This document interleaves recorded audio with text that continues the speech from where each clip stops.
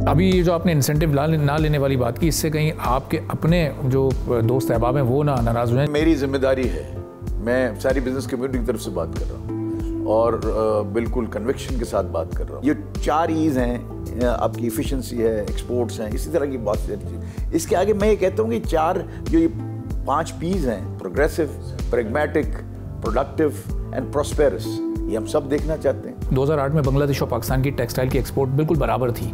आज इन 17-18 सालों में बांग्लादेश हमसे कितना आगे निकल चुका है। मैं समझता हूँ कि मुझे ऐसा नहीं लगता कि पाकिस्तान कोई खुदा न खास्ता कोई हो जाएगा। मैं बड़ा वैसे ही ऑप्टिमिस्टिक आदमी हूँ, उम्मीद पे दुनिया कायम है। मैं समझता हूँ पाकिस्तान जो है ना उसके आगे बढ़ेगा।